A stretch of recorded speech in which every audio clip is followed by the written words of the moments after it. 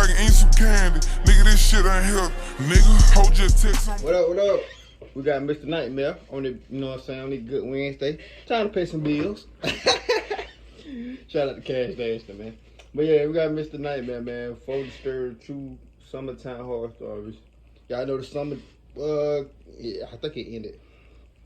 Yeah, it ended. But yeah, man. How y'all summer been, man? Mine been straight. Alright. Finna get better, though. Before getting into the stories, I want to talk about today's sponsor, Parabooks. If you're a fan of this channel, odds are you're an avid horror fan, and odds are you've heard of the SCP Foundation, which, if you're not familiar, is an international secret organization concealing anomalies from the outside world so that people can go about their lives in safety, be it ancient monsters, aliens, or space-time anomalies. Such a big organization can't exist without an extensive database of what they've captured, and sometimes some of the files get leaked. And Parabooks just so happened to acquire 3 SCP research journals. Of course, the SCP Foundation and its anomalies are purely fictional. It's a web project made by horror fans from around the world, and it's something everyone can contribute to, with comics, books, animations, and video games like SCP Containment Breach all adding to the lore. Parabooks has published some really cool SCP Foundation art books, taking the most interesting articles about monsters and anomalies with added animations from professional artists, and designed the whole thing to be a realistic research journal, with handwritten notes, bloodstains, and more to make it feel more genuine. You can get yourself a copy through Amazon, Barnes & Noble, Walmart, and other stores. Link in the description.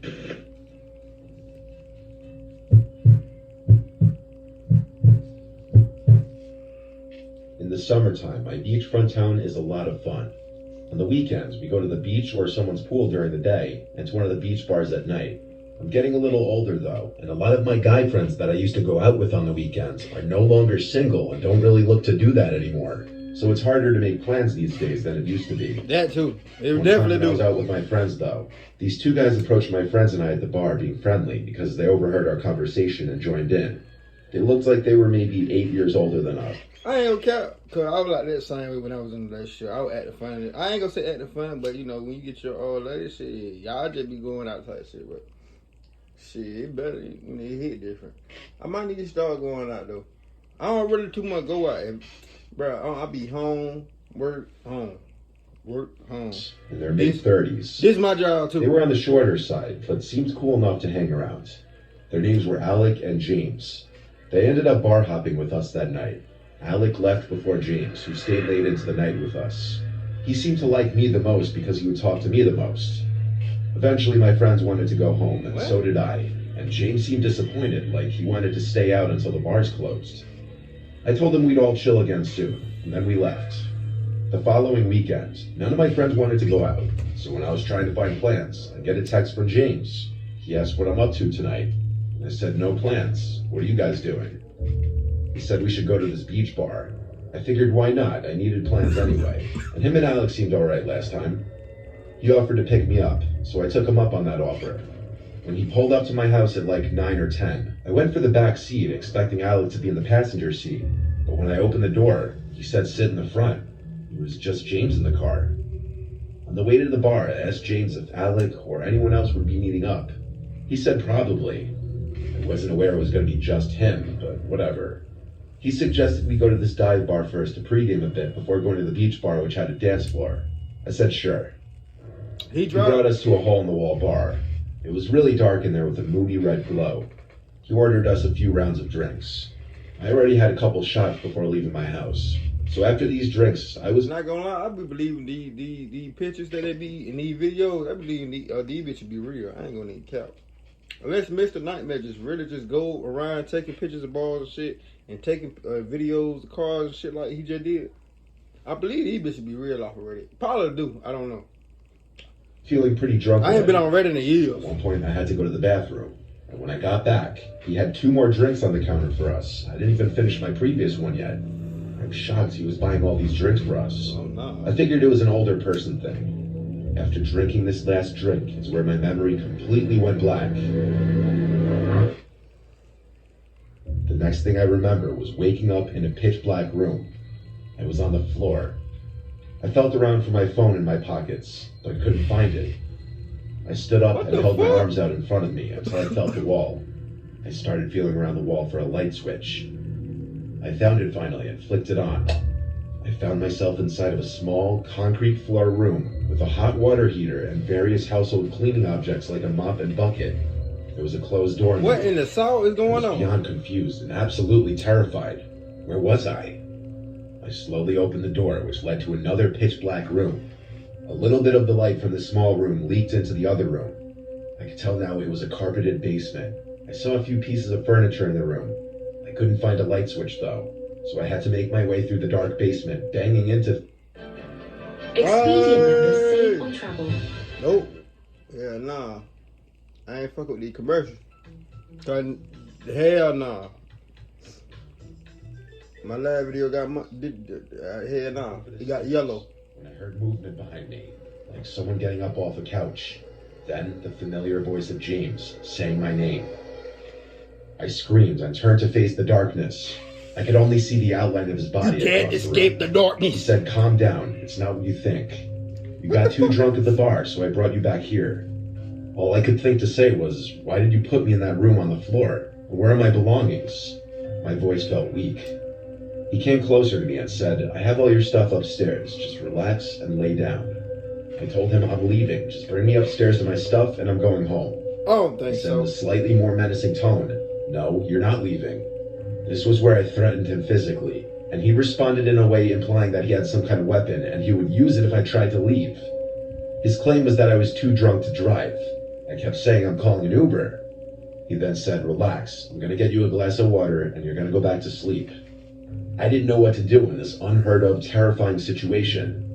I didn't know what he was planning to do to me, but this whole situation was a giant red flag. He walked past me and went up the stairs. When we got to the top, I heard him unlock the basement door with a key, then open it and shut the door and lock it.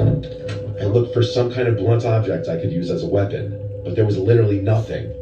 I had no choice but to sneak up to the top of the stairs and wait behind the door for him. A long while passed, maybe 5 minutes, before I heard the sound of the door unlocking, and I was instantly ready to attack the second the door opened. I pushed him to the ground and had him in a chokehold. I yelled at him, "Where's my phone and wallet?" seriously choking him. I let up a bit so he could breathe and speak. He said, "On the kitchen table." I would put I that asked if he had nigga in any the weapons Samoa on him. lock. He said a switchblade in his pocket. I Alright. reached for it out of his pocket and switched it open. He then explained the best he could with his throat under my arm, that he was only looking out for me. I got up off of him, went to the kitchen, grabbed my belongings from the table, and quickly left the house. I called my brother, who was also my roommate, You right call the away, police? and he picked up, having been woken up from the call. You ain't call the I police? explained everything and asked him to pick me up. He came right away. The next day, I went to urgent care to get tested, and Rohypnol was found in my urine. It was confirmed that he roofied me. I then spoke to a lawyer and have since filed a civil suit against James, which is still in progress, and we're building a case. However, there is no clear-cut proof that James was actually the one to roofie me, or that he had any illegal intentions afterward. However, I do believe that I have a good case, considering that he left me on the floor and hid my belongings upstairs. I still to this day don't know what his end goal was. I don't even like to think about whether he did anything weird to me while I was out. Suck your dick.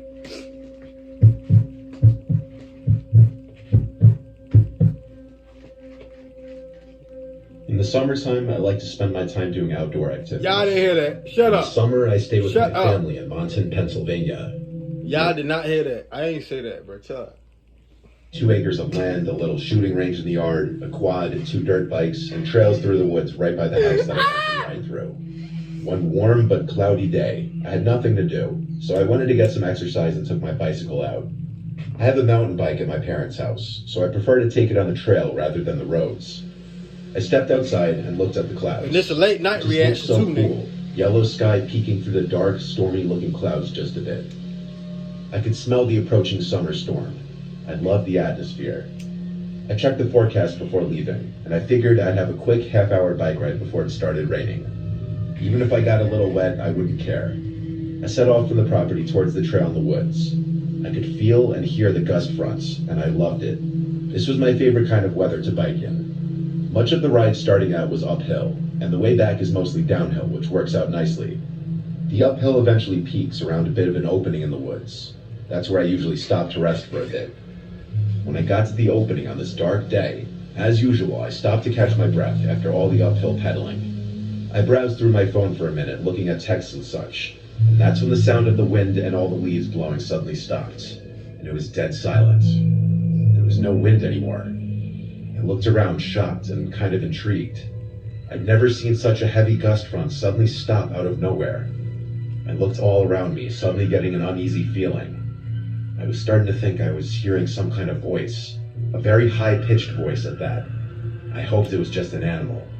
The darkness under the clouds and trees, the silence, the sky, and now the sounds I was hearing all coming together were creating an unexplainably creepy setting. And then, perhaps because of the dead silence now, I was able to hear sticks cracking not far away. And when I looked in that direction, I saw something about 30 to 40 feet from me in the trees, in the direction where the trail continues to go. The best I could describe what I was seeing was some humanoid-looking figure hunched over as if it were hiding, stalking me like I were prey. And at that moment, it started to rain. What hard. you did? The sound of the raindrops hitting the leaves above killed the unbearable silence. Fuck that. At this moment, I turned and pedaled as fast as I could back to the top of the hill, and allowed gravity to help bring me home faster, the whole time scared to look behind me. You bullshitting. Lightning started to flash, and thunder started to crash. In any other scenario, I'd think this was awesome, but I had just witnessed something unexplainable.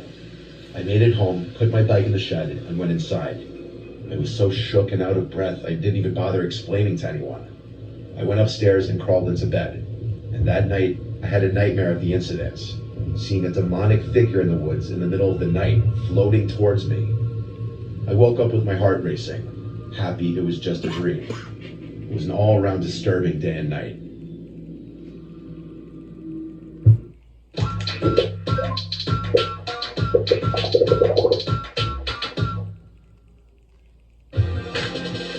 Oh my god. No sir. Fuck. Now what he said? Night, I had a nightmare of the... I made it home, put my bike in the shed, and went inside. I was so shook and out of breath, I didn't even bother explaining to anyone. I went upstairs and crawled into bed, and that night, I had a nightmare of the incident, seeing a demonic figure in the woods in the middle of the night, floating towards me. I woke up with my heart racing, happy it was just a dream. It was an all-around disturbing day and night.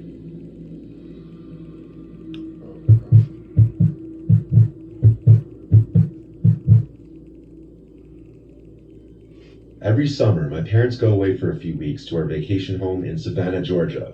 That leaves me home alone with our 2 cats. We live on a canal. My dad has a Boston Whaler and 2 jet skis Hey in the man, yard. in my state, Across the canal from us is marsh. be And nice. further down the canal is a park. Not a lot of boat traffic passes our yard as a result, and it's very private and secluded. Our house is decently big, but I feel like my dad probably spent more money on the boat than he did our house, to be honest. It draws a lot of attention. I love when my parents would be gone for their trip, especially since I'm off during the summer and have free reign to do whatever I want, and have over whoever I want, just no parties. I had the girl I was seeing for a little bit over to hang out in the backyard one night. We sat in the hot tub, and when the hot tub cycled off and it went quiet out, I heard something from the canal. Sometimes you'd hear fish or birds splashing in the water, but this sounded more rhythmic. I stood up and saw in the canal someone kayaking by. I couldn't see anything more than that, though. No features, I couldn't even see what they were wearing. A little unusual this hour at night and this far up the canal, but it is a public canal nonetheless, and it was not a cause for alarm. I did tell the girl I was with how unusual it was, though. Little did I know that that was not the last time I'd be seeing that person. Later that night, when we were in bed upstairs, I had the windows closed because the AC was on. The windows in my room faced the canal in the backyard. I had turned off the lamp next to my bed and was watching The Sopranos with a girl who was sleeping over. That must be Suddenly, a white light was flashing through the window. Sopranos. It was moving around That sporadically. thing. Both of our reactions Oh, at shit. first were Hello. simply, what the actual hell is that? The lamp next to my bed and was watching The Sopranos with a You girl know what who I'm was saying? Tony sleeping over. Soprano, nigga. Suddenly, Yeah, the a big white boss, light was nigga. flashing through the window. It was moving around sporadically. Both of our Y'all reactions know I'm at half first Italian, were half simply, nigga. what the actual hell is that? She asked if that's a helicopter Do your light, homework. which I dismissed immediately because that was silly. I said, I think it's a flashlight. I turned off the TV to bring total darkness in the room. Then I got off the bed and stepped just to the side of the window so I could peek out and see where the light was coming from. I saw. It was someone waving a flashlight from the canal. In fact, it looked like that person on the kayak again. The girl I was with, who I'll just call Jane from here on out, asked me what it was. I told her it's that guy from the kayak before, waving a flashlight through the window.